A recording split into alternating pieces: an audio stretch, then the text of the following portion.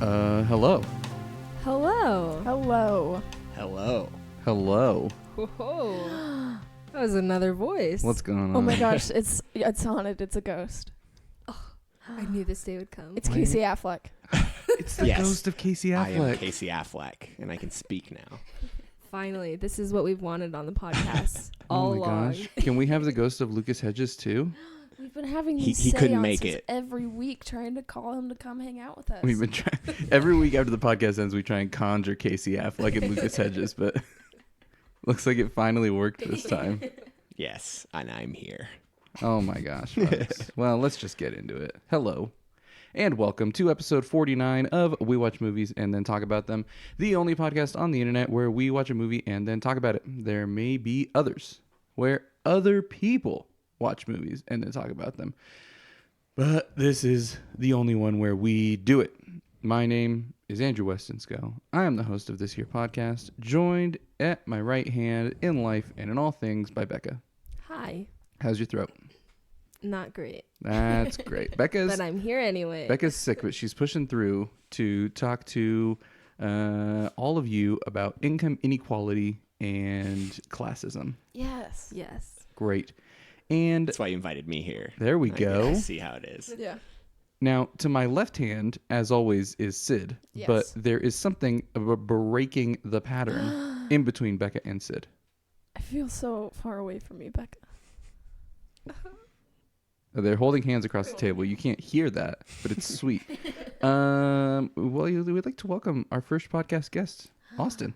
Hello. Hello. That is me, Austin. About a year and change ago, we invited Dev Patel to come onto the podcast. He hasn't answered any of our calls, so we brought you on instead. I understand. I'm okay with being his substitute. So I think anybody would be okay with being Dev Patel's substitute. Dude I'd be is fine to be associated with Dev dude's a Patel. snack. I'd be perfectly okay getting to know Dev Patel. He also just seems like a nice guy. Yeah. And he looks great in Lion. He does look great in Lion. He's just, I love him. Also, Nicole Kidman is a chameleon in that movie. Mhm. Had no idea that was her. Really? No idea. Really? have you seen him in The Newsroom?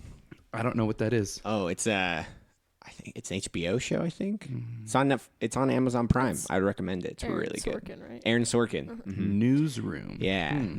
it's really great, and he's really good in it too. All right. Though he doesn't show up until like I think the second episode, but All right. he's a fun character. Does he play the token Indian guy? They make jokes about that because the head news anchor thinks he's the IT guy, and he's like, "No, I'm not." Like, and he gets his name wrong. Like the first episode he's in. It's pretty funny. All right. I'm down with Aaron Sorkin. Mm-hmm. I was on this Reddit thread the other day that was it was kind of an interesting thing. It was like it took all of the best picture, best director, best actor, best actress winners from the last 10 years and told it was like the topic of the thread was basically like do a mega Oscars and basically like from the winners of the last 10 years like pick the best. It's like the Quarter Quell in the Hunger Games. I don't know what that means. It's what the second on. Hunger Games book Okay, was all Were you about. never a Dive teenage into girl? all of the Hunger. No, it's just Oh my gosh. the like lore, in the the deep second lore. book. They're like, So oh, I saw the first Hunger Games movie. I don't remember if I saw the second one. I never saw the first half of the third one, but I saw the second half of the third one in Russian. So that means I got about a third of it. For those who can't see, Sid is throwing daggers at Andrew literally right throwing daggers. She's at him. upset. now with her eyes. She's upset. The not second actual one daggers. is great. They're not like the best movies ever made, but they're good. They You're gave no us- Aragon. That's the good thing about it. But the second one's my favorite. It's the best one. Aragon. Jeez. Anyway. Basically, back to my off-topic rant. The topic of the Reddit thread was to basically told everybody to have a mega Oscars. And I realized a handful of things. Being a big fan of the Oscars myself, the first thing I realized is that we've had some pretty unmemorable Best Actor winners for the last 10 years.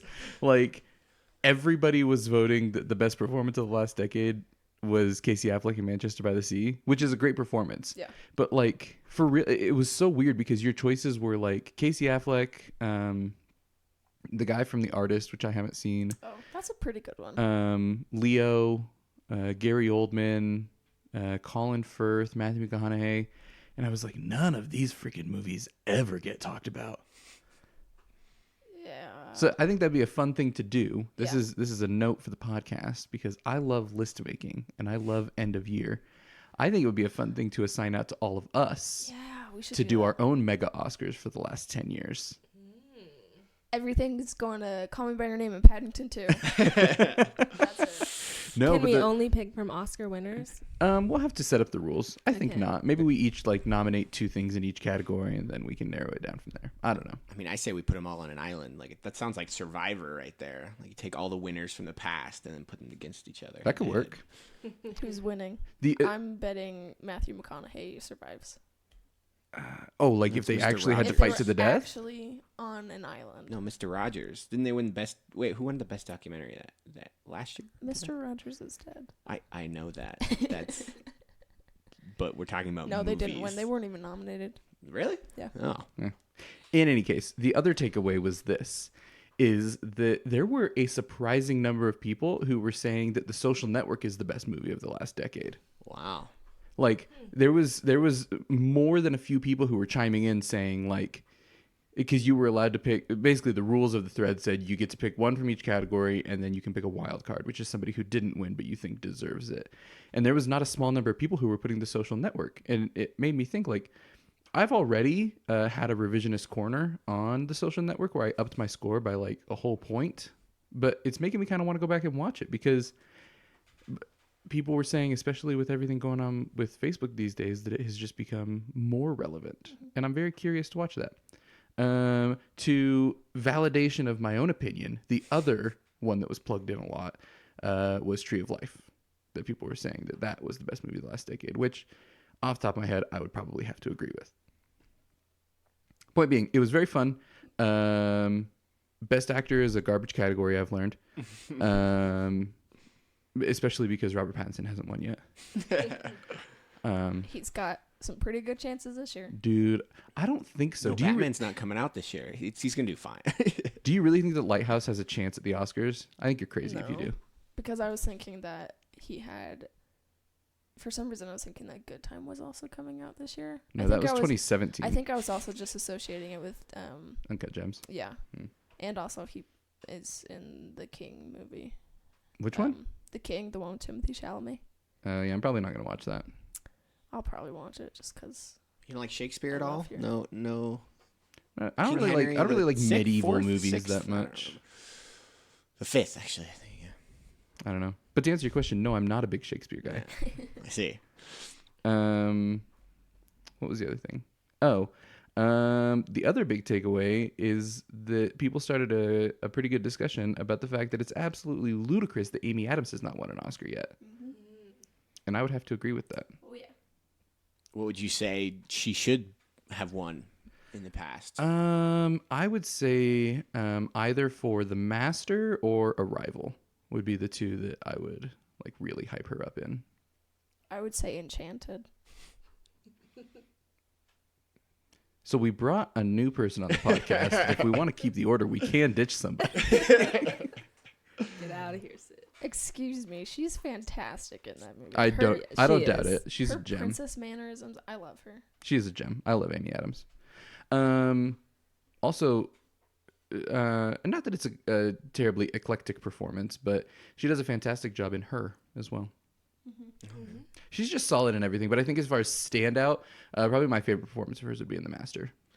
Well, I haven't seen The Master. I just feel like with Amy Adams, I think she just needs her movie. I don't know. Like Arrival, she was pretty good, but like I don't know, to like win the Oscar with the movie, I feel like they need to write better role, a really good role for her. I don't know. Like, The problem is this. she hasn't had a chance to really like be amazing. Yeah, I think the problem is that the Academy is like incapable of awarding a subtle performance.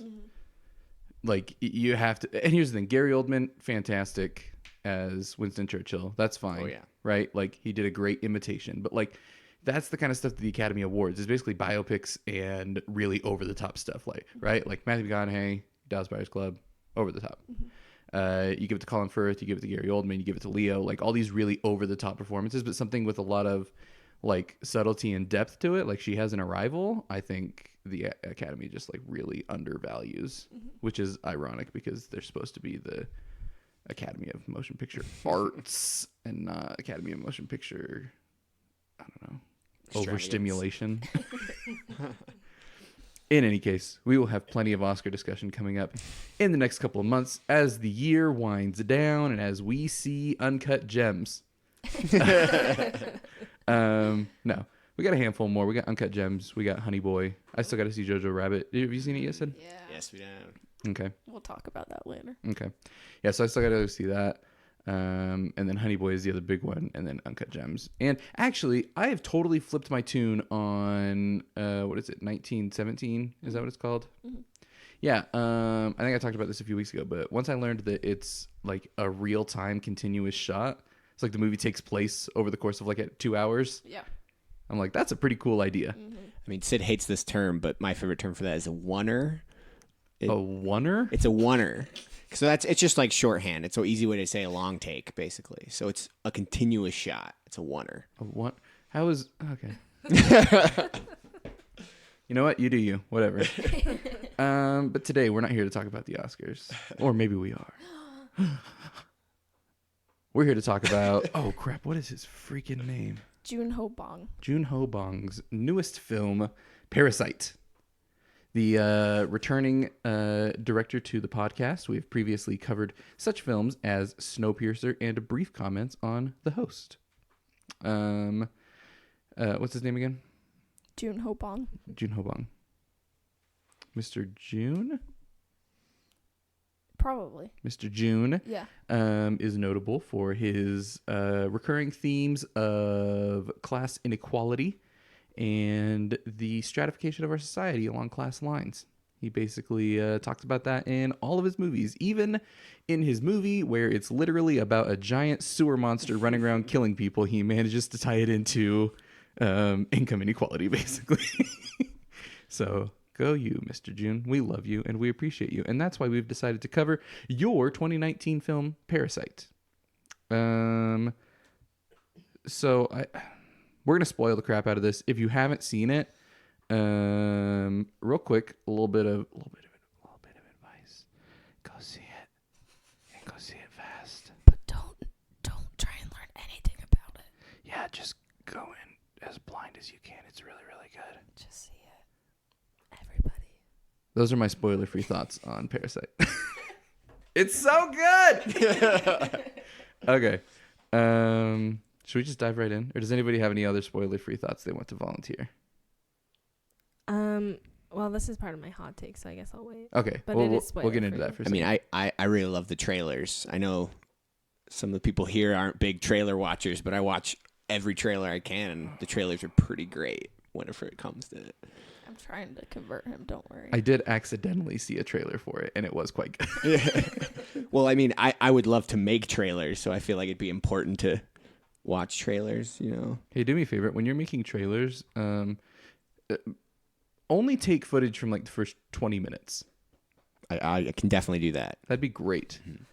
I swear, man. I feel like I have to close my freaking eyes every time I go to the movie theater because I don't know. Parasite did a good job though with its trailer of not giving it away. Yeah. Lighthouse had a good trailer. Uncut Gems has a really good trailer. I want to see that movie so bad. Okay. We'll do an episode on Good Time eventually once Becca ever agrees to watch it again. I enjoyed that movie. We just watched it this year.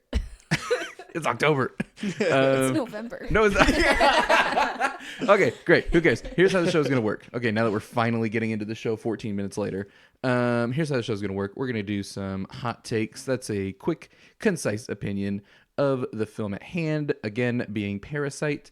After that, we'll dive into our detailed discussion, which will be spoiler-filled. Following that, we will have IMDb movie trivia. Sid read every single piece of IMDb movie trivia so that you didn't have to, and she will share with us the best of the best. Following that, final thoughts, rate the movie out of 10, and it will be placed on the Weston scale, the only definitive scale for ranking movies on a scale of 1 to 10. And then we'll talk about other topics and other movies that we've seen. And that's how it's going to go. So, let's get started with the hot takes. Don't burn yourself on these hot takes. Becca, how hot is your hot take? It's pretty hot. Spicy hot take.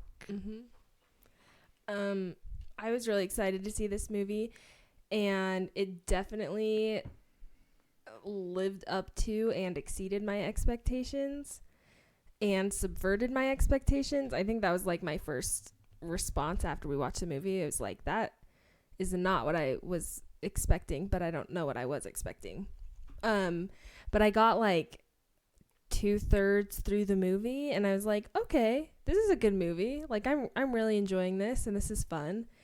And then it just like went off the rails, and then I just loved it even more, and just I want to go see it again immediately. I already pre-ordered the 4K Blu-ray, so we'll definitely be watching it again. So yeah, that's my main hot take. I also thought, I mean, everything about it was good. The acting was really, really good.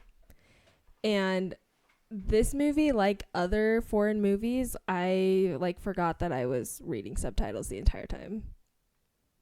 Yeah, I'll buy that. So I think the dialogue is that good. Yeah, when a foreign movie is that good, like, I just forgot that it wasn't in English, and that I was reading subtitles. So that's means it's a good movie. Sweet. Wow. I'm sorry. I don't want to break the pattern, but we have to go around the table. That's okay. I'm just going to make everyone wait a little bit longer.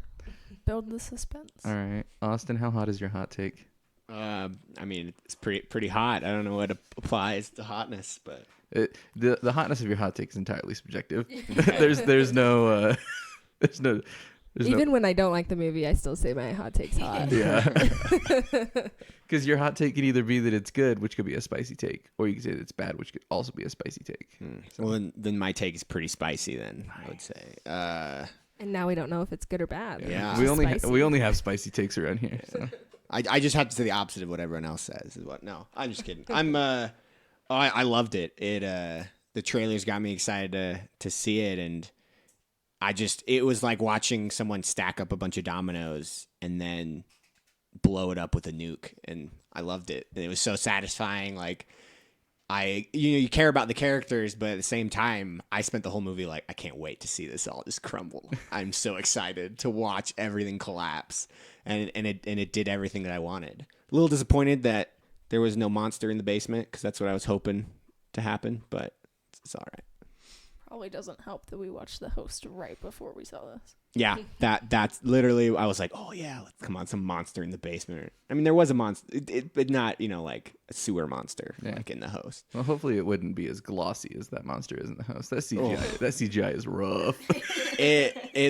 We watched it on, I think, Wednesday? I don't know. But it was a little rough to watch that. Like, when they set it on fire, I was like, you guys didn't need to go that far. Like, please stop. Like, it's really good for 2006, but yeah. All right, great. Sid, how hot is your hot take? It's pretty hot. Spicy take. I've been so excited to see this movie. This is probably the movie that I've been looking forward to the most all year. And when it finally started playing in Utah, I had to see it as soon as I could. And I loved it. I loved every second of it. The way that he just intertwines humor into all of it, and he also gives little hints to things that's going to happen later. I think it's just amazing. It's gorgeous. The cinematography, the production design, I loved everything about this movie. It's so good. Oh my gosh. All right. My hot take is also rather spicy. I think that I am going to quote one of my favorite movie critic personalities, Mr. Chris Stuckman on YouTube. Makes excellent movie reviews and analyses. And I think I'm going to quote him and he just said, "Damn movies. Movies are back this year." And I'm gonna 100% agree with that. Oh my gosh. This freaking year for movies. Movies are back. Not that they went anywhere, but like it's so crazy because, like, I mean, we just did Suspiria last episode, and that was my top movie of last year, and it would be like number 6 this year, and it's a 10. Like, this year is absolutely freaking nutty with how good these movies are. And this just makes it absolutely tougher. I am, oh my gosh. I love this movie so much. It is everything that I wanted it to be and more. It's one of those movies that I feel just like it just really excites me about film as an art form, to think like this is possible. Like, somebody thought about this, had this idea, wrote a script, and you just get it's on par with something like as far as just like excitement about the craft of film with something like The Lighthouse. I think it's less like, I guess, odd in some of its stylistic choices, but like just the idea that like this is something that started in a person's brain and they managed to get all of the right people to come together at this time to make this film. It's just so like exciting for it's such a great time to be a film lover right now, because there's so many good things happening. And like, I swear on my freaking life, if gosh darn Another Day in the Neighborhood wins a single Academy Award this year, I'm gonna just quit forever. Like that, I refuse to see that movie. I hate everything about it. And if it wins a single Academy Award, I will quit the Oscars forever. And you can I put that on tape, because if we follow up Green Book winning Best Picture last year with freaking Another Day in the Neighborhood winning any Academy Awards this year, with the caliber of films that have come out this year between freaking Midsummer, The Lighthouse, Joker, Parasite, and we still got more to go. Good heavens, people. It's a good year. This is a good film. I love everything about it. The dialogue is absolutely on point. The performances are some of the best that I have seen this year, and that's with Joaquin Phoenix included. Like, freaking, what is his gosh darn name? The dad? Yeah, the dad. Kang Ho Song. Kang Ho Song. Dude's a freaking monster in this as far as his performance goes. Like, again, you want to talk about jumping back to kind of what I was referring to before, like freaking subtlety in performance. Mm-hmm. Dude is incredible in this thing. Cinematography, absolutely gorgeous. The lighting in this movie is disgusting. Like, it's so freaking good. And the music all ties in. I agree with Sid. Like, the production design is super, super outstanding. The way the house is laid out plays such a large part in how the story plays out. And just, oh my gosh. And it's exactly what I want in a foreign film, which the reason, I've talked about this before, but the reason why foreign film is so exciting is because we have a cultural language that is embedded into our films as Americans. And when you only watch American films, there's so much about American culture that you just take for granted for understanding that. And this film pulls no punches when it's references to Korean culture. It's been a really cool opportunity to dig into some of the more subtle nods that the script has to Korean culture and Korean history. And it's been such a complete experience of a film, even as we saw it a week ago. Yeah. And like reading about it since then and looking into the things, like I said, it's made for such a complete experience that I can't get this thing out of my head, and I just love it so freaking much. I want to add on to my hot take that I think it does a really, really good job of walking the line between comedy and horror and flipping it whenever they want to. And also just kind of like ramping it up. Like, it's very, very funny in the beginning, and then it's pretty horrific in the end. And you don't really feel that change. Like, it just kind of happens. Yeah. And both are good. Like, the comedy is great. The humor is hilarious. Yeah, hands down best screenplay of the year, I think, so far. I'm trying to think of even what would beat it. I don't know.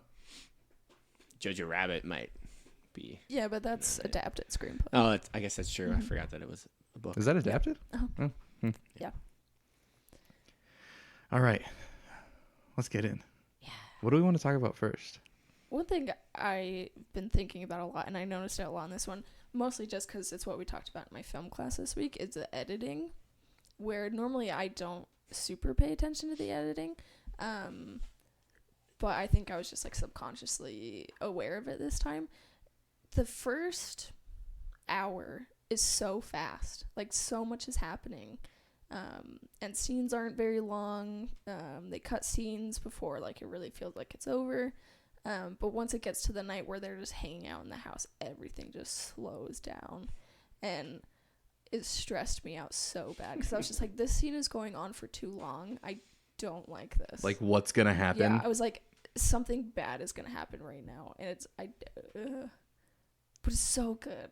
I guess that's a good point, because I guess just tagging onto that, and one of the biggest strengths that I think this movie has is the way that it plays with your expectations. Not only of like, the trailers don't really give you a lot, and so it plays with your expectations of what you think it's going to be. It ends up being way more horrific than you anticipate, I think.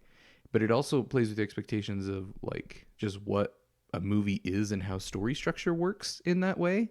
That like a pace is usually established in a story, right? And you kind of keep that up. But the way that, yeah, that's a really good point. I think that the way that they slow it way down. And I agree with you. Like, when that part hit, I was super stressed, but I didn't even think about it in the context of the editing. And I was thinking about it driving up over here. Like, probably the first hour is maybe like 6 months.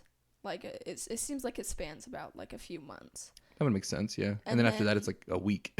Yeah, and then after that, it's like 24 hours. Is it? Pretty much, because it's the night that the housekeeper shows up, and then the next day is the birthday party. The flood happens that night. Oh, that's the birthday right, party's because the it's next raining day. outside. Yeah.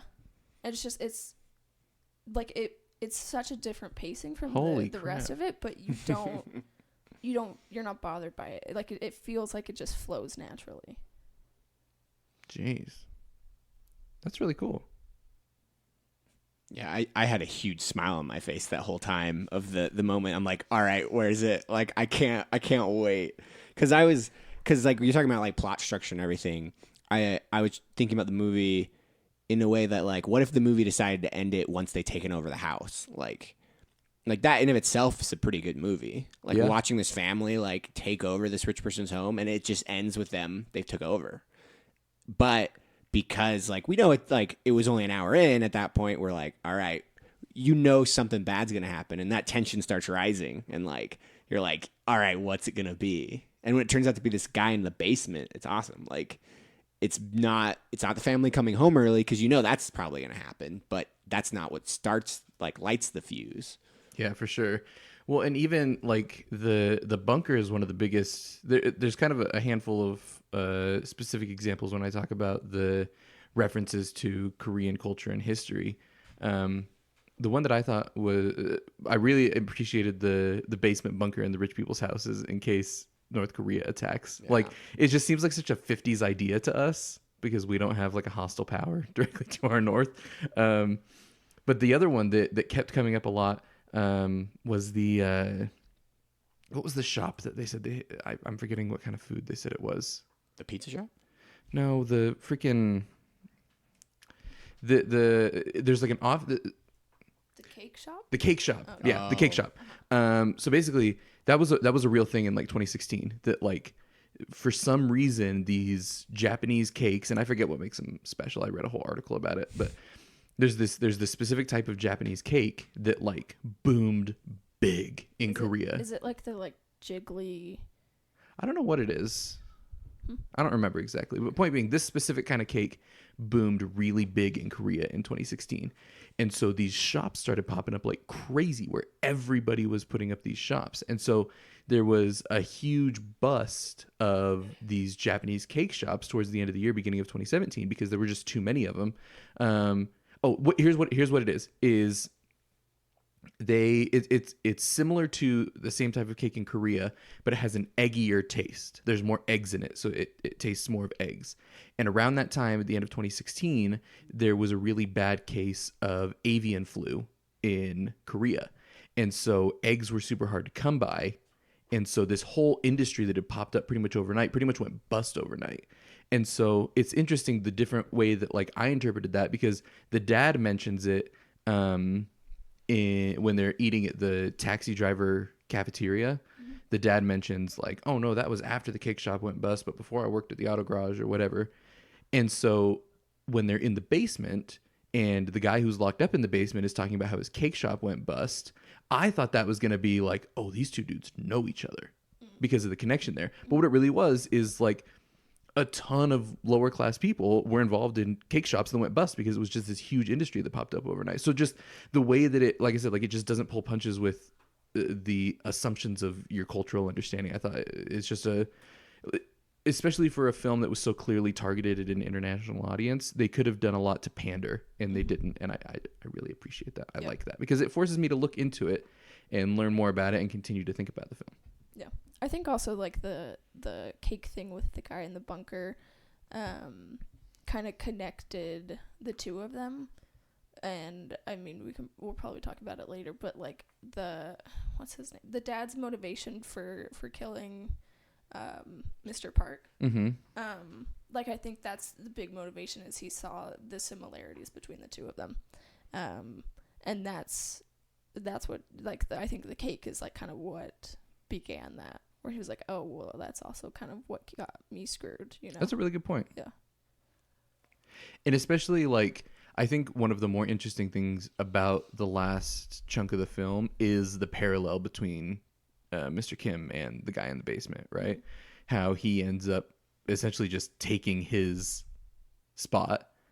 They had these really similar life experiences. And I think that's, I guess, if we want to get into, I feel like that ties really well into kind of the overall themes of the movie, which, as discussed at the top of the podcast, really, it pretty much focuses intensely on that inequality of class and just really examines from a lot of different angles the idea that like the super wealthy as well as the people who live in poverty, just they live in absolutely different worlds.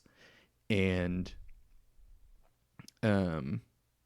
it was like it was basically like, even though this big crazy thing happened and the Kims managed to take over the house for a little while, and then this big disgusting massacre at the barbecue happens, and this just crazy traumatic event, and you would think that could be something that could spur a revolution or something like that we literally end exactly where we started, which is with an empty house and a dude living in the basement. And like the idea that like really how difficult it is to actually kind of fracture that line between the rich and the poor. And I mean, it's not a very hopeful message, but it I don't know. I thought that was a really interesting way to make that point, that essentially, because that dude moves in when the architect family moves out, right? And so now Mr. Kim moves into the bunker when the Parks move out. And I don't know. I thought it was an interesting way to make the point that Mr. Bong was trying to make. Well, I think for me, one of the best parts of that was the rain and the flood, because it's like first off, the way the director uses the rain and the flood in numerous purposes. Like there's a moment where they recognize how beautiful it looks on the lawn when they're all drinking, but then it leads into the family coming home early. It leads to them flooding the basement, and then that in of itself is used to demonstrate the difference between the two families, because there's that moment in the car where the woman's like, oh, I'm so glad that there was rain and all this great rain because it cleared up the sky, perfect for a party. Whereas sitting in front, the driver, his whole house was flooded because of that rain. And so it's like those little details being reused helps push that theme without it being too like heavy-handed almost. Yeah, and there's a number of, again, those kind of dividing lines that are reinforced throughout the course of the movie. One that was pointed to me afterwards is, obviously, I think we all noticed the like through line of the smell, right? Mm-hmm. Like he would always, Mr. Park was always complaining about Mr. Kim's smell and all that. But if we remember the very beginning of the film, I didn't pick this up, but the very beginning of the film starts out with Mr. Kim complaining about having too many stink bugs in his house. And like, again, the idea that like, because again, this movie does such a fantastic job of not villainizing either side. They're just saying it's really about the fact. I feel like the overall, like, what is this movie about, is just the idea that, like, human nature is the same for everybody regardless of your circumstances. And one of the things that unfortunately we as humans crave is the ability to have somebody to look down on and, like, to feel that we are better than. And that's a really unfortunate side effect of human nature, but it just is a thing. And so the idea that he starts out, you know, complaining that he's got stink bugs in his house and wanting them to be exterminated, and then we see this whole through line throughout the movie where he is the stink bug to somebody else. And like I said, it examines the issue from a lot of different angles in a really clever way. And I thought that was after that metaphor was pointed to me after the fact, I was like, oh, that's really depressing. Yeah. I think that also can kind of explain Mr. Kim's break, where he's seeing the guy in the bunker and he's seeing him as a lesser person, and then he starts to see how similar they are. Yeah. And you know, with the whole smell thing, like, he realizes that Mr. Park, like, they're not bad guys, but they're also, like, not super sensitive. But, like, he finally, like, notices that he doesn't totally value him as a human being. You know, he's just his driver. Yeah. Well, it really starts, like, I think that Mr. Kim's performance really takes off starting that night where they're hiding under the coffee table, because that's the first time that he hears them talk about the smell. Yeah. And that's the first hint that he gets of, like, the fact that Mr. Park doesn't really respect him. And that whole scene could have, like, an hour-long episode just about it. But that moment where he, like, slowly smells his collar. Yeah. Oh, it's so good. But then you can see, so like, subtle and so great. He looks so hurt. Yeah. Again, that's just another way that the movie plays with the expectations, though, because they focus on his face, and he makes this face like he's just his head is literally about to explode, right? And I was thinking right at that moment, I was like, he is gonna freaking, like, Kool-Aid man through this coffee table somehow, and, like, it's gonna be a big confrontation, and then he just doesn't, and they get away, right? And then they have but another. Then it gets worse. Well, exactly, Like, but then it gets worse, right? Then there's the next scene where he's in the car with the woman, and she's on the phone, like, you know, like rolling down her window, and you see his face, and I'm like, oh, he's gonna flip the car, yeah, right? But nothing happens, and then finally you end up at the barbecue, and the dude's kid is dying, and he gets him to throw him the keys, lands under the other guy's body, and as he lifts it up, he takes the time to, like, acknowledge that the dude stinks, right? And then that's when he blows up. Like, again, we think of movies as being, like, I guess this is another way that I was talking about before, where it plays with the expectations of what story and what movies are, right? Like, we expect him to not act like a human being, right? It's like, oh, he's in a movie, so he can afford he's in a movie, so he can afford to be over dramatic and just, like, totally ruin their whole lives with a big dramatic gesture, right? But it has to build and build and build and build and build until it finally explodes. And when it does, it is so incredibly satisfying. But at that moment, you're like, this guy is not a bad guy. Like, he's just out of touch. And that doesn't, like, being out of touch doesn't necessarily make you evil. Yeah. Even though Mr. Kim maybe saw him that way.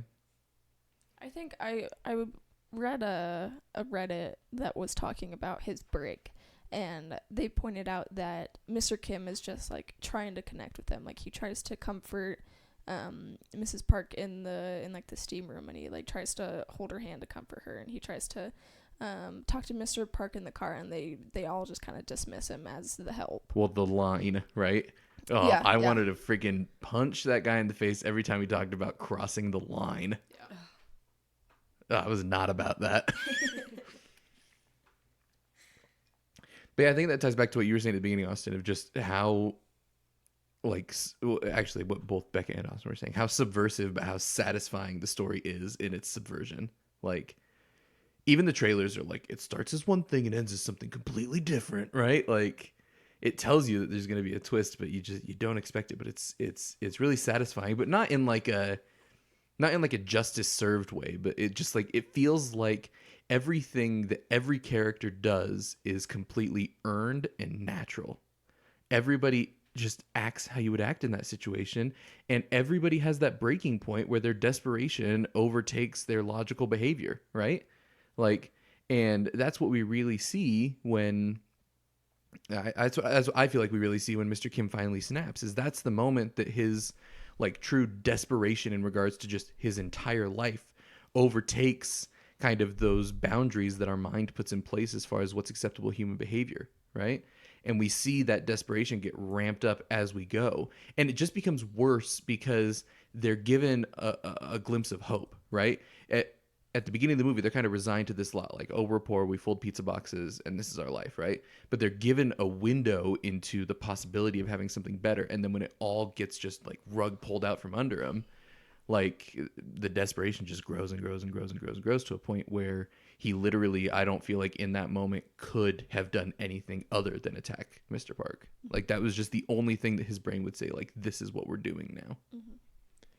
Yeah, and I think you have to kind of like walk through his steps and what he's gone through. Like you just said, his entire life was flooded the night before. He lost everything and had to like spend the night in a shelter with a bunch of other people, and the next morning gets a call saying, I need you to drive me to the store for a party. Like, yeah, to then be normal after something like that is impossible. Yeah. And even jumping back to the scene in the car with the woman, right? With Mrs. Park. Like the idea that he probably smells so bad because all of his clothes got soaked. And she's like, oh, it's so great. We love the rain. You know what I mean? Like she's smelling the rain on him, thinking how gross it is, while at the same time celebrating how amazing the rain is. Well, like, it wasn't rain. That sure, sewer water. Yeah, sewer water. Yeah. Like that's the worst. Like the moment where the girl is smoking a cigarette on the toilet. Like you just think of those moments, and like then the next day, they're at the party. Like they didn't have a chance to shower. They just grabbed some clothes from a pile. Like. Her smoking on the toilet with it overflowing. One of the greatest shots in a film that I've seen in years. Yeah, I didn't think I would want to see that, but I mean, it works really well. But again, if we're talking about the desperation being ratcheted up, right? Like that's her breaking point. It feels like she's just like, well, F this. Like, what do you do? Yeah. You know what I mean? And I guess in that situation, like remember position, like, what do you do? Like, you can't fix anything at that point. Because even the dad runs in and he's like grabbing his military stuff off the wall and like some of his commendations and things like that, like things that are important to him that he's wanting to save. And she walks in and she's just like, this is totally effed. Like, so what do? You get above the water and you sit down. Like, and this is like the second whiplash they've had, because it's like the first whiplash was they had a great time at like together as a family on that table looking out, and it's all nice. They get whipped into the flood, and then they get whipped back into a party. And exactly. So it wasn't just one whip. It was they were flying like their heads were everywhere. Well, and that's a super astute observation, I think, because not only is it whipping them back and forth, but it's whipping them from one situation to another, but totally reversing what their power in the situation is, right? When they're all hanging out in the rich people's house getting drunk and everything like that, they are in power. They are the rich family at that point. And then it's instantly thrown back to, no, you're not, right? But then you're right. The next morning it turns right around and they're back in the same place where they were in power and they were the rich family, but it's their position of power is totally flipped. And again, it's just it's that glimmer of hope that's given to them, and then so quickly not just yanked away, but the yanking away is rubbed in their face. Ugh. Chills, man. Geez, what do we even? There's just so much to talk about. I think one of the more, I guess, impactful themes for me, as well, was just like the recurring idea that like these people in the upper class, just like don't even have they don't even conceive of what it means to be poor, or to not, like what it means to not be rich, essentially, right? To the point where there's literally a dude living in their basement that they don't know exists. or literally a family under the coffee table in the same room as them. Exactly. That they just don't see. Yeah, it's touched on several points, right? Where like they're right under their noses and they just refuse to acknowledge that they exist. I think that scene is the most impactful scene of the movie for me, is when they're sitting in the front room and the whole family is under the table. Like, for so many reasons, that scene just like it has all of the themes of the movie wrapped up in it. Yeah, that sequence, I guess, yeah, from the time that the housekeeper, well, I guess from the time that they're joking around to kind of the next morning is really a microcosm of the whole movie. It's like a miniaturized version of the movie in about 25 minutes. Yeah.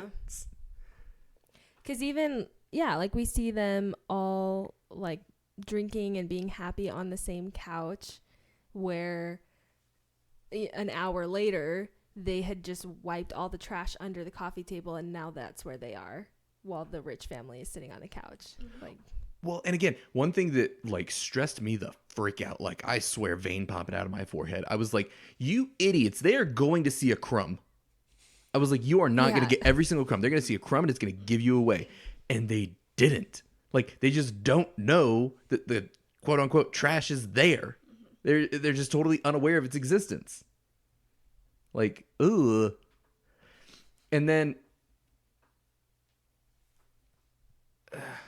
I mean, again, we could do like a whole hour-long episode on just like, even just like, do you call it a sex scene? Yeah. Yes, that would be a confirmed yes. Is that a yes?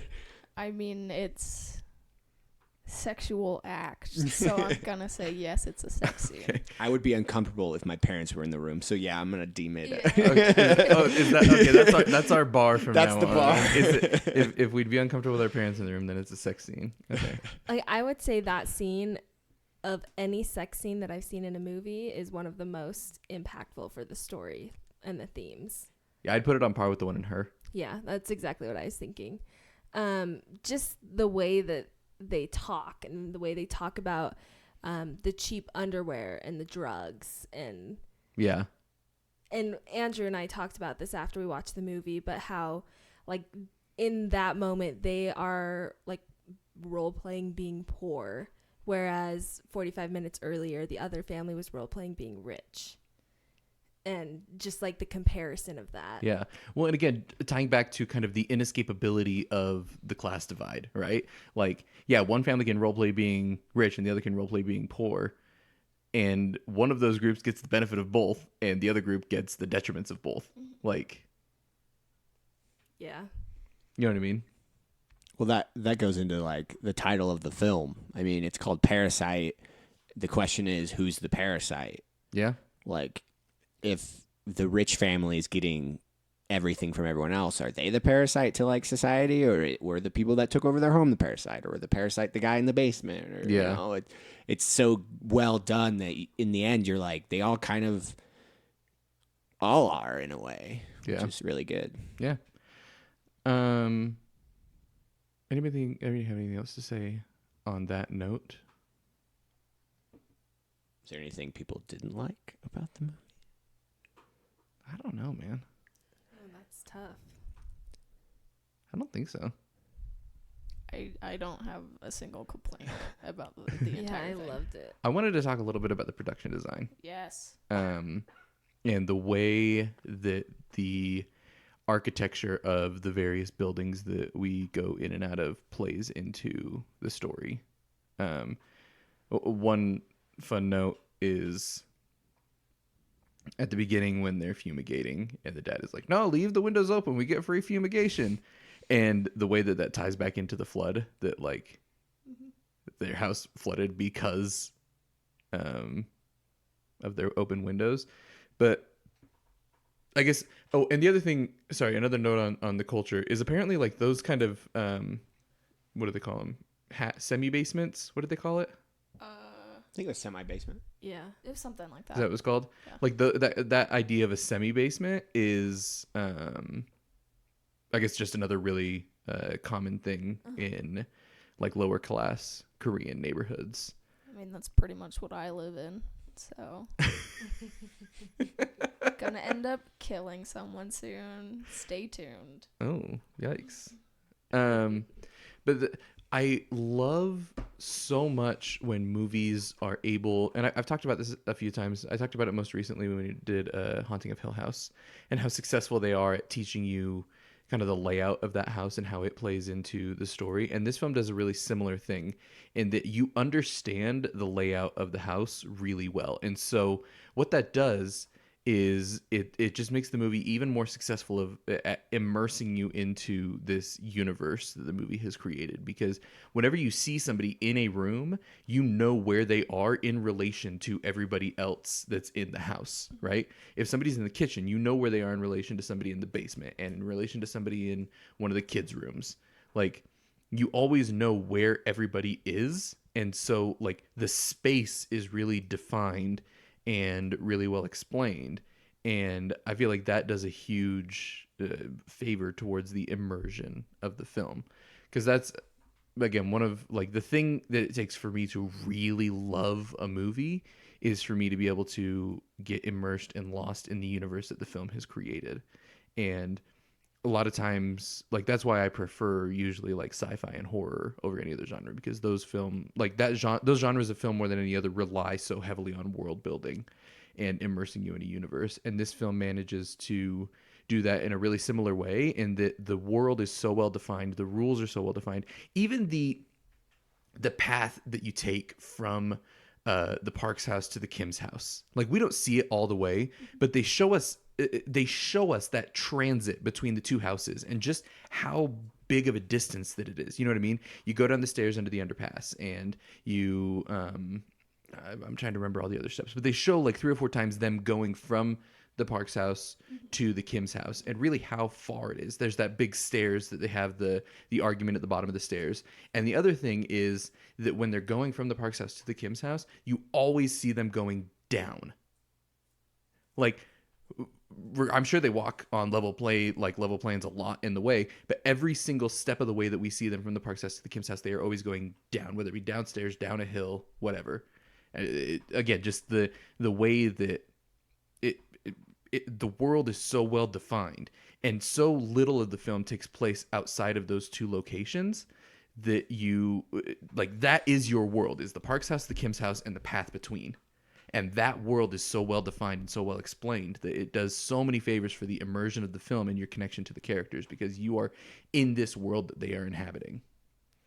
And it's like, even when they're in the car, like, it's so abstract as to what is outside of the car, where they are in relation to anything else, that like it's just like, it doesn't matter. Like, they're in the car and that's it for now. But it does the opposite in these handful of places where it shows you so well where you are in relation to all of the other characters at that point.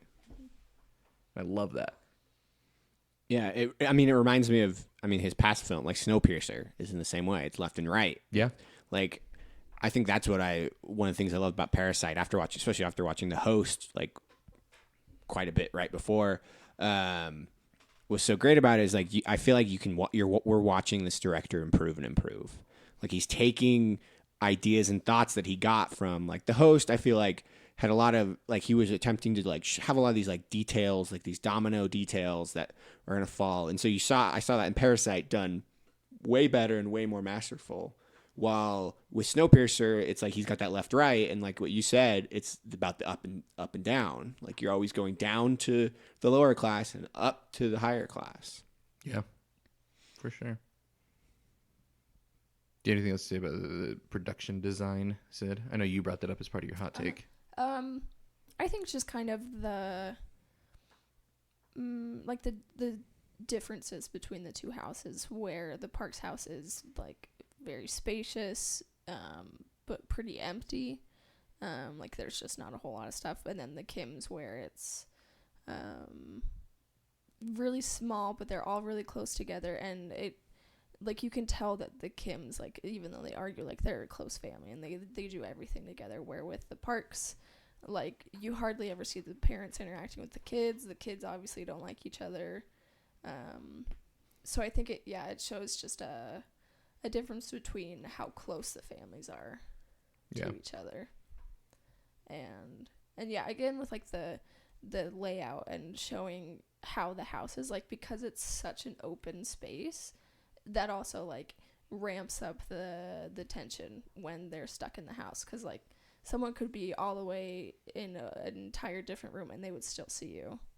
Yeah. This movie's so good. How about the what do you guys think about The Rock? Dwayne Johnson? Oh, I love The Rock. No, not Dwayne. The He's so good in the Rampage. landscape stone, whatever it's called. To be honest, that was one of the things that, because I asked you guys before, like, what you didn't like. I was like the Rock thing was great, but I was shocked that the son survived the hits to his head with that rock. Oh, Like, yeah. that second hit that we see, Yeah, that was rough. like, I think that was the one thing that I was like, how in the world is he alive And he's still? not getting out of that like fully Oh, yeah. functional. Well, and I don't think that he does, right? Yeah. Like, He's laughing. And, Yeah. here's the thing. I'm willing to buy it just because the human body is a freaking crazy ass organism. Like, people can survive getting shot to the head. Yeah. Yeah, Yeah, like yeah. you can. Here's the thing. Like, I could trip down my stairs and die tomorrow, or I can fall out of an airplane with no parachute and live. Like, there's zero consistency as to what happens to the human body in different circumstances, and like, I don't know. Again, just I guess a subversion of expectations. Yeah, you're like, oh shoot, he did. Well, I mean, I was worried that, like, because he was alive, I was like, oh, the daughter's going to be alive. Like, for me, I always feel like there needs to be that, like, loss. Like, Sure, yeah. And there was the moment where he tricks, I feel like, the audience by being like, he's alive.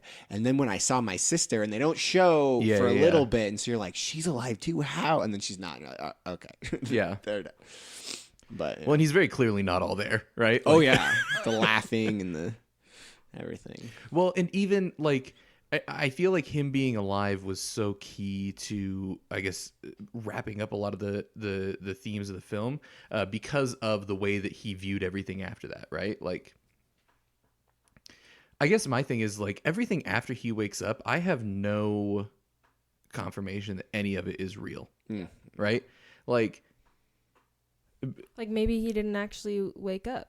Maybe he didn't wake up. Maybe the dad, if he did wake up, maybe the dad isn't actually in the basement. Maybe he's, because how, like, you think about the logistics of that, and again, how realistic it is as far as the behavior goes, and like, how is the dad going to know that the son is out on the hill spying on the light to a point where they can send letters back and forth over Morse code? Yeah. You know what I mean? Like, that's just such a ludicrous situation to take place in a movie that had been so grounded up to this point, right? Like, so I don't know. I have. But again, like his little speech that he gives at the end where he's like, I'm going to get rich and I'm going to buy the house and you're just going to walk upstairs and we're going to be a happy family again and blah, blah, blah.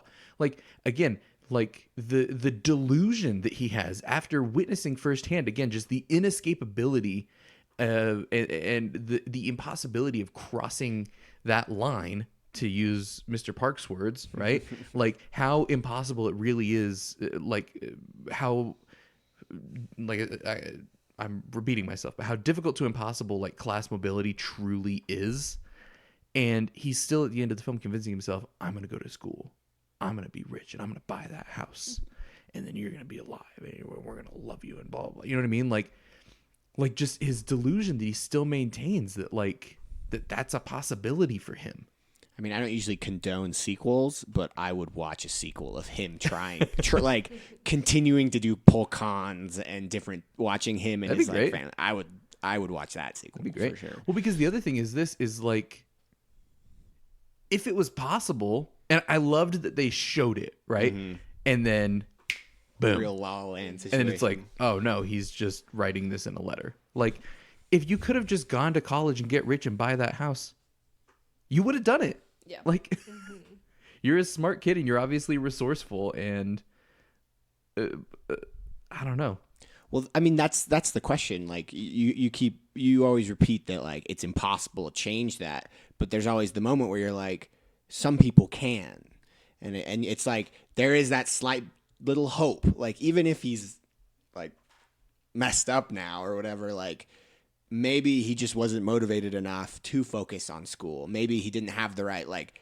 They are impressively like conning that family. Yeah. Like it's awesome to watch them work. And like maybe that's what I really enjoyed, is that there did seem, even if it seems ridiculous, there is some sort of hope in the way that like you can, and that might just be the like idealism in me, my like, coming out, but like that's why I would love to watch a movie with him trying to work his way up or whatever, or like conning and stuff, because it's fascinating to watch that. We'd love to see that, to see people grow. Like that's a fun thing to watch. There's so many movies about people like becoming rich or working hard and becoming better. So like every movie's about improvement, really, for people. And so that's a good point. Yeah. Now, I guess a note on that to the listeners: I am unusually pessimistic and nihilistic in regards to the current economic situation of the world. So maybe a dash of idealism on the podcast is a good idea. I also think it's interesting to point out that like they go back to the semi-basement at the end, like they're back there again, exactly where they started, in the same place. Yeah. Well, yeah, that kind of ties back into what I was saying, right? Mm-hmm. Like we start out with a family with an empty house and a dude in the basement, and this family in the semi-basement, and we literally just right where it's we like were, nothing happened except for now the daughter's dead. Yeah, and Mr. Park. Yeah. And possibly the son. Yeah. Or Also, did they say anything about that? They didn't really say anything. I don't Okay. think. They just say the slain Mr. Park, right, in the news report. Mm-hmm. No, they say. One thing, I guess we've talked about a lot of the depressing elements of this film. The Wi-Fi debacle at the beginning of the film was one of my favorite things that I've seen in a movie this year. Like when they're like at the dinner table and he's like, we got our phones back, we got our Wi-Fi back, and Yeah. just like so great. Well, when they're like looking that was one. What's the name of the network that they say the lady put a password on? I don't remember. I don't know. I guess like so. There's an ISP in Korea that has like their router that they'll loan out to you, right? IP Time. That's what the network is called, and their default network on this router for this super popular ISP in Korea is IP Time, and it's like configured to open by default. And so apparently, like IP Time is like all over Korea, just these open networks called IP Time, and so again, just like a little cultural nod, like it would be for us running in, like being in a neighborhood and seeing like, you know, Netgear 42587 open network, like that. It's kind of like the cultural equivalent of that. I thought that was again a cool nod that I learned about after the fact. Well, I mean, it's all about that. That's what I think connects everyone to the characters. It's just those real moments, like we've talked about before, where just like we recognize moments in those characters, even though the specifics are specific to Korea. We've all had the moments where we're like, I just want some Wi-Fi. Like, Yeah. gosh dang it. Like, and so you immediately connect with these people. Like it's just a great moment in the screenplay that they've written in that you will start liking them because of those moments. It's like with Spider-Verse, the kids like singing at the beginning and badly, and you're like, I've done that before. You know, you just immediately connect with the characters. The mom, check WhatsApp. Yeah. Check WhatsApp. The pizza place was supposed to text me back. Freaking love that. Sorry, just jumping back a handful of topics. I just feel like we would be remiss to not at least mention the symbolism of the landscape rock. Oh yeah, and the basically the like that is the inciting incident of the story, right? Remember, it's metaphorical. Okay. Well, yeah, and even that. Oh my gosh, that was so good. How he just like, I guess the meta elements of that. It's like, Dad, it's metaphorical. It's metaphorical. It's metaphorical. And then Such it turns a good out phrase. that I it wanna is start using metaphorical. that. But again, how like, you know, that's what incites it is his friend comes over and gives him this rock and then tells him about this opportunity and kind of the superstition that goes along with that like, oh, the rock will bring you prosperity. And then that oh my gosh, probably the best dialogue in the entire film, I would say, is when they're laying on the floor of the gym and he's like, I just feel like this is a rock around my neck now and I can't get away from it. And then when the dad gives his whole speech about how the best plan, or the plan that never fails, is no plan at all. And again, just like you see that like up to that point in his life, his desperation had brought him to essentially resignation, right? Like he's like, I made a lot of plans, but they all fail. And so if I don't have a plan, then I'll never fail. And as long as I'm eating, I'm good. You know what I mean?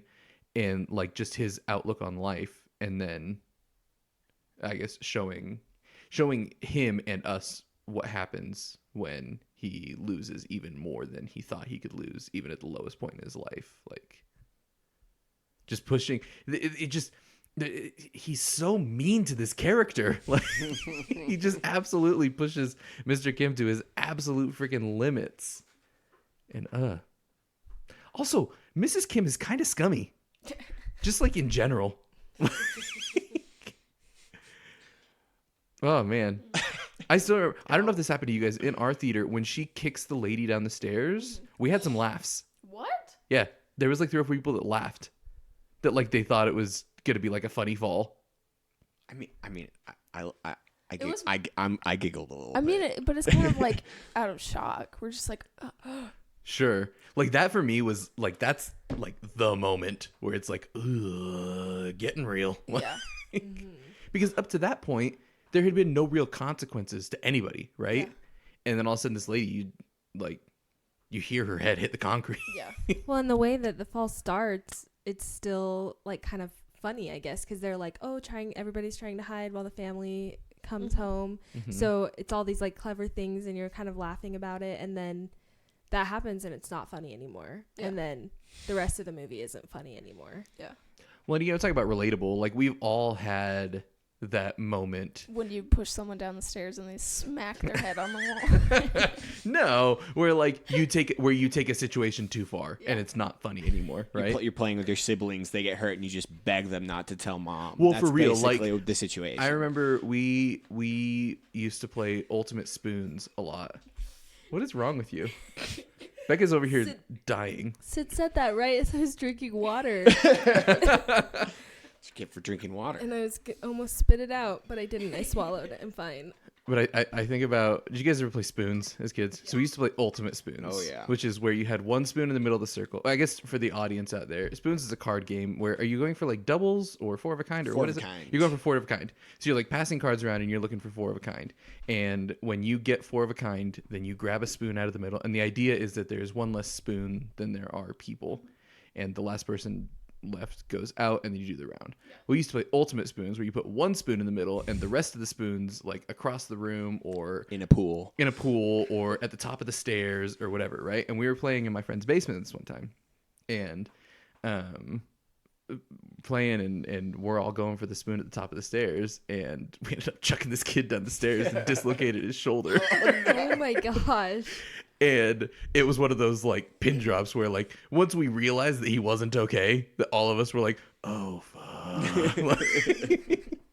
And like I think that we've all had moments like that where you like realize that a situation that was funny or was lighthearted is no longer funny, and like that just your heart just drops and you're like, crap. You just like wish you could take back the last 5 seconds. Exactly. And it's that idea of consequence being introduced into the situation, and just how well the tone shifts on a dime at that moment where she kicks her down the stairs. Because even then it's like goofy and quirky, they're trying to hide from the family, like all this stuff, right? And like boom, drop of a pin, the movie has completely shifted. Mm-hmm. Just such good storytelling.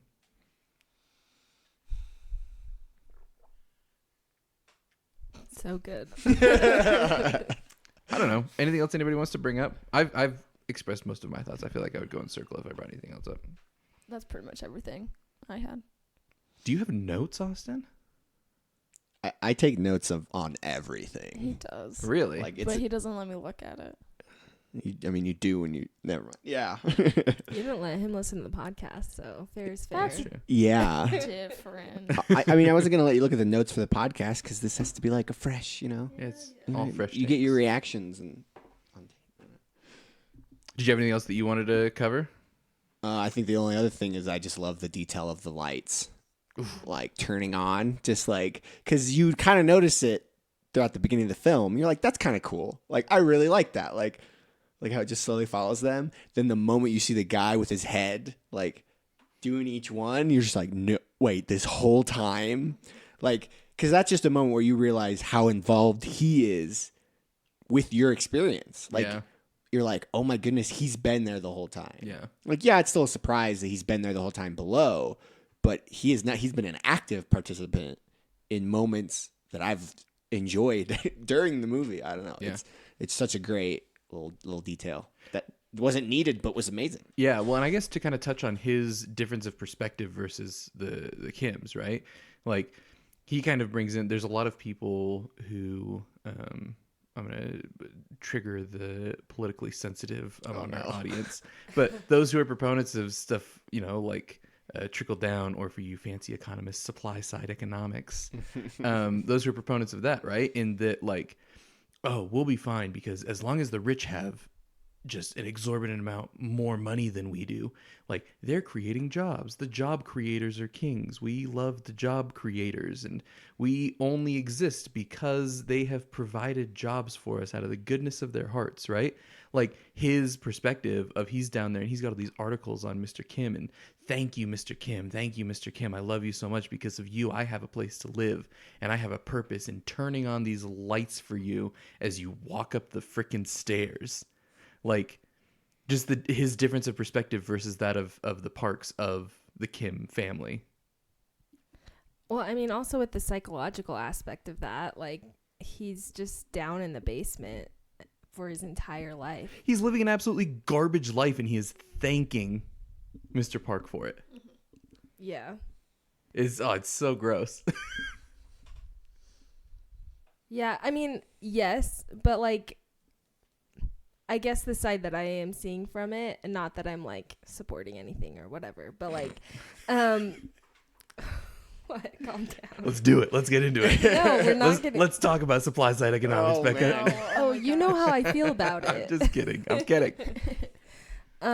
Anyway, like, he was able to go into this basement to hide from, like, debt collectors, and just, like, the psychological effect that just being in a basement has on someone, that, like, I don't think he's sanely choosing to, like, worship Mr. Park. Mm-hmm. Like, he has had so much taken from him that, like, this becomes part of his daily routine as Mr. Park comes home, and he is fed because they live there and there's food there that he can steal from them. Mm-hmm.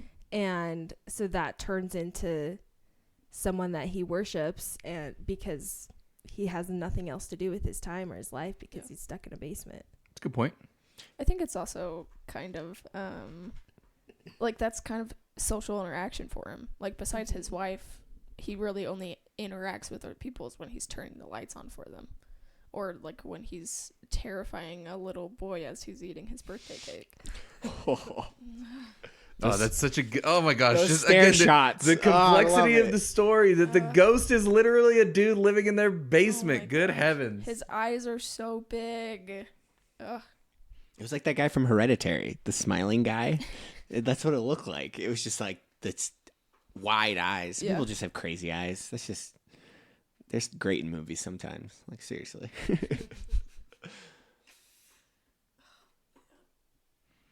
Yeah. Yeah. Anything else? There's a lot more that we could talk about. This movie's so freaking good. Yeah. There's just, like, not really any negatives that I can think of. Except for Austin didn't like that he didn't die from the rock bash. Well, it's not that I didn't like. It's just it felt like that was the only moment that popped me out of the movie. That I was like, why isn't he dead? Like, that was such a brutal moment to show us. Yeah. That thump is going to be in my nightmares for a while. Like, of him getting hit by the rock. It's just, I don't know.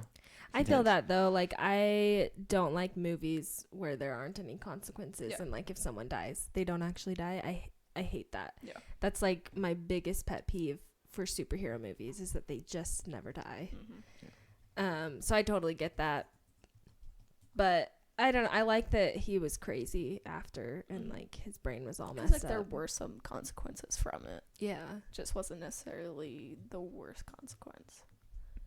Oh yeah, yeah. That's why I'm not saying he should have died. I'm just saying like that's the only moment in the film where my immersion was broken. Yeah. I don't at all know the solution to the problem, which is bad. I should try to think of the way, but like that for me was the only moment that I got popped out of the film. I think. That's fair. And you squeezing my arm because you were so stressed out. really that was stressed that out. was the It's only a stressful other moment. film. Yeah. I guess I'm just a crazy person. I didn't feel any stress. I was just excited to see how so like stressed. masterful this guy You're was a gonna show. sociopath. Yeah, maybe. It's his evidence right here. See, and that's interesting because I guess one more just stroking this film's ego is like I am super over analytical of films as I'm watching them. And so anytime that a movie is able to make me forget that I'm watching a movie, and to your point, Becca, make me forget that I'm watching a movie in Korean, Yeah. like really, really, really great accomplishment. Yeah, for sure. I've said all my thoughts. I've said my piece. I will talk no more. Anybody else? I have nothing else to say except it's so good. If you haven't picked up on that yet, I don't know what to... Yeah, none of us like this show, so Psych, we're about to subvert your expectations. Turns out the Lie. movie's trash. Lying the whole time. They paid us to talk about it. Dude, I'll take it. Pay me to talk about your movie. I don't give a crap. I will sell out for a very small sum. Freaking Emoji Movie 2. We will cover you guys. Wait, you guys don't like the Emoji Movie? All right, Sid, what do you got for us? All right, here we go. So the job as a home tutor was chosen because they realized that pretty much there was almost no way for these two ends of the spectrum to ever interact with each other. This is the first Korean film to ever win the Palme d'Or from the Cannes Film Festival. Love that Palme d'Or. Let's see. Oh, so while Joon-Ho Bong was filming in the hyper-rich Korean home, he said his hand literally shook from anxiety when he was returning a trash can to where it was, because it was like a $2,500 trash can. Yeah. That's it's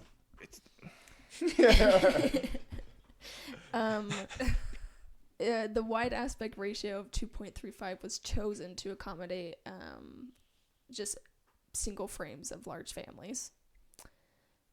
This is the third collaboration between director Joon-Ho Bong and cinematographer. Oh no. the cinematographer of the film. This is why I chose, because the cinematographer, I'm just gonna try it, Kyung Pyo Hong, was also the cinematographer for last year's Burning, which is fantastic. I have been meaning to watch that. That one is so good. It's gorgeous. I love that one. Didn't that he was also great. film Snowpiercer? Probably, because this is their third. That was kind collaboration. of the point, right? Yeah. Joon-Ho Bong stated that he doesn't actually like screenwriting, and that it makes him nervous and insufferable for his family. And he started this in 2015, with the final script written in 3.5 months. Jeez. wow. This is also. Is this the second collaboration between Kang Ho-sung, who played Mr. Kim, who was in The Host as the dad, and in Snowpiercer as the prisoner the guy. Korean guy. the Korean guy. Yeah. In the flood scene with the sewage water coming out of the toilet, they used mud mask to tinge the water. Well, at least it wasn't actual poopy. Yeah, that's some Yeah. consolation.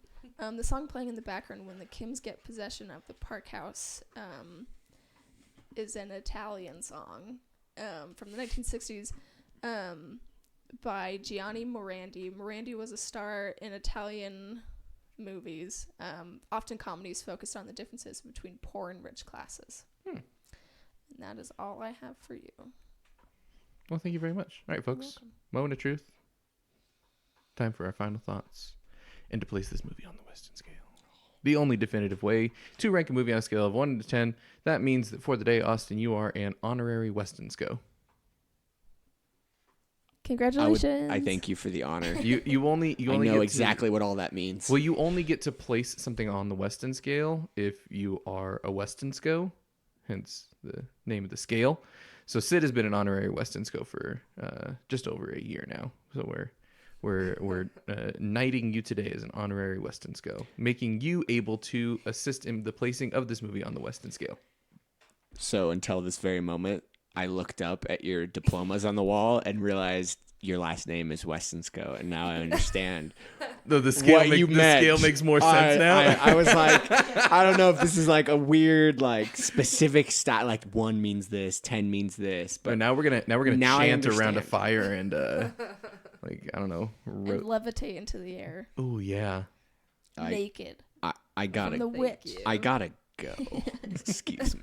You don't want to join our coven? Oh, maybe next time. It's a cool We'll coven. see. We're not like the other covens. We're a cool coven. I've never coveted that, so I'm okay. All right, Becca, what are your final thoughts? I don't know that I have much more to say than has already been said. I think this is a fantastic movie, and I definitely want to go see it again. And really, there's not a lot, if anything, that I really didn't like about it. So I will give it a 9. Even. Oh, Austin, to fill you in, it's literally just a number between 1 and 10 based on whatever criteria you determine. Awesome. So you just give it a number. So if I say 1 is the best and 10 is the lowest, you're really gonna bring our average down. I was gonna say 8 on that scale, but I get it. Okay, I understand. So your final thoughts and rating out of 10. Oh, mine? Mhm. Oh, I mean, it was a masterpiece. Like anyone that loves film will love this movie for sure. And I'm gonna give it an 8.5 out of 10. You're stingy. Masterpiece Yeah, gets an geez. 8.5. Heavens. I'm a stingy guy. He doesn't have any 10 out of 10s. No, You don't have a single Wow. movie that's a 10. no, I do not. Jeez, that's too bad. This movie was fantastic. It was just so beautifully well crafted, and it was gorgeous and funny and amazing. And we've all talked about this for an hour and a half. I'm gonna give this one a 9.4. So specific. You guys always make me freaking second guess my stuff. Why? Your scale? I feel like we're usually My about ratings. the same. I have to go first. I know you do. I guess I liked this movie more than most of you, or all of you, rather. This, like I said, this movie does a very special thing for me. Aside from how incredible just the story is and all of it, it is a film that gets me just like reinvigorates my love of film as an art form and reminds me why I spend just an incredible amount of my time watching movies, because I feel like I'm just continuously looking for this movie and movies like it that, again, just like I said, just like refresh my love of film. And so it's not a 10. I'm not leading up to it being a 10, guys. Come on. I've only seen it once. You can't rate something a 10 only seeing it once. That's a rule. But point being, aside from just how incredible the movie itself is, I connect with it on a thematic level. The themes are very relevant today and play into things that are very important, like in my life and to me, and shape a lot of my views on the world, as well as just my love of film. And so I will be rating Parasite a 9.8. I Nice. definitely feel like after another viewing, it's gonna go up. Yeah. I feel that way too. Yeah, no, I Might feel that. definitely go We'll up. see. You're so stingy, man. I'm sorry. We'll see it's a how long abs- this relationship lasts. Whoa. Oh. Now we got it on tape. This your jokes. That's a joke, right? Was it a joke? I think This that is puts us Why at are like, you? that puts us at like a 9.2, I think. That's fair. Oh, that's the other thing. I really did bring down that average. The averaging out of the numbers really just is my best guess. Yeah. Oh, that's not a calculation. No, I don't actually do any calculations. I look at the involved numbers and I'm like, that probably puts us about here. Well, that's part of the Weston scale. that is a definite part of the Western There's the like scale, yeah. wavy equal sign next to the average. Yeah. So you're like, No. it's about Wow. this. Yeah, I spend a lot of time guessing as to. I mean, I'm sure that a lot of these numbers would change if we actually did math, but who cares? And that's that, folks. That's that. I am so freaking gosh darn excited for our end of the year episode. I've like been as I go ranking the movies that I've seen this year, just so that one, I can remember everything I've seen this year. Like as far as, well, I mean, I keep track of everything that I watch, but then I have a separate listing of my actual like rankings of the movies. Right now it's not up to date. Yeah. I need to change a couple of things, and I don't want to give you guys a preview because I haven't decided what my number one this year is so far. It's between two. Hmm. You don't know what they are. Lighthouse. I'm sure I could guess. You probably could guess. Yeah. I don't know the other one. Midsummer. Is it in your? Midsummer's 3. Oh, then Right now. Parasite. Oh, maybe.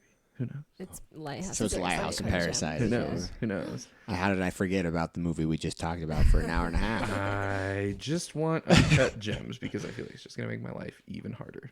Yeah, I love Adam Sandler. Hope it's like his old stuff.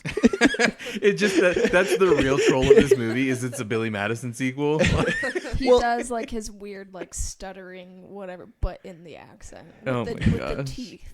But there's, And the goatee. I mean, Yeah. there's a moment in the trailer where he literally like looks at the screen. He's like, "Just give me another chance," or something like that. Like, I literally feel like he's talking to the audience, where he's just like, "I'm different now, please." Just like, I'm a serious actor now. That would, dude. He can pull it off when he wants to. Highly recommend the Meyerowitz stories. He's really good in that one, and Punch Drunk Love. Punch Drunk Love is kind of the one that everybody points to. Yeah. Okay, on to other topics. Real talk. I haven't watched anything. We just haven't watched Me movies either. lately. We've been really bad. Mm-hmm. Sid, what do you got for us? We saw Parasite yesterday at 6, Oh, no. and then we went and saw Zombieland 2 at 9, and I hated it. Oh, you hated it Zombieland? so much. I was so mad the entire time. Well, that's a high bar to set, and I- then walking mean, into a yeah, Zombieland okay. sequel. Talk about For whiplash sure. right there. Yeah, That's right? For sure, but I feel like even if I hadn't just seen one of the best movies in recent years, I still would have been so like it was almost a Green Book situation. Really? Yeah, you can test. So I was getting pretty mad.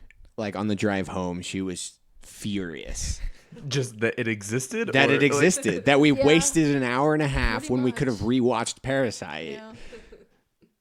But like, yeah, it was not a good movie. Like me personally, I love the first Zombieland. Oh, it's great. Yeah. Like it's super, it's fun, and it has for me, a good comedy is where it's fun, but it hits you with some heart, like at the end. Mm-hmm. Like Hunt for the Wilder People. That's how Jojo Rabbit was when we watched it. Crazy. The first Zombieland was like that. The newest Zombieland 2 felt like the most boring. Yeah. Like I could have written the basic timeline when I watched the first movie of like what you could put in a sequel. Like it felt like 8 people wrote it, and it didn't pan out. There was one good scene that we agreed was pretty good, and there was a fight scene. The fight scene between their like copies, Yeah, basically. it was like a one shot, which was Uh-oh. pretty good. And then the very ending stinger scene with Bill Murray. Yeah.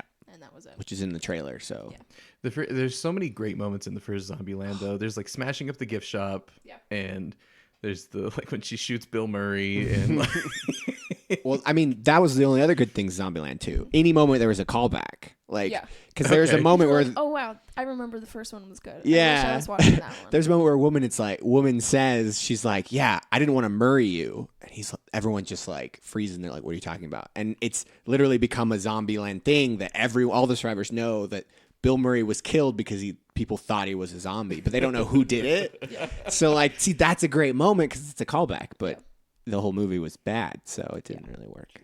Ooh. But on the other side, Man, the Jojo contrast. Rabbit was fantastic. yeah, I need to make time. We need to It make time to go was- see that. Maybe I'll go Monday. I could maybe go see that tonight. Okay. It was great. And I cried. I laughed. Like a baby. I didn't cry like a baby. And just Taika Waititi is a treasure. I love him. He absolutely is a treasure. Oh, yeah. And that's pretty much everything of note. Man, we're taking some time off after October, it seems like. I mean, I watched a lot of movies, but Well, yeah, you're unemployed. yeah, so that's how that happens. There's plenty of time.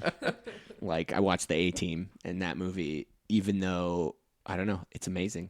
That's a fun one. It's a great, fun action movie. Yeah. So instead of going to see Zombieland 2 this week, just go watch The A-Team, because that's fun. Yeah.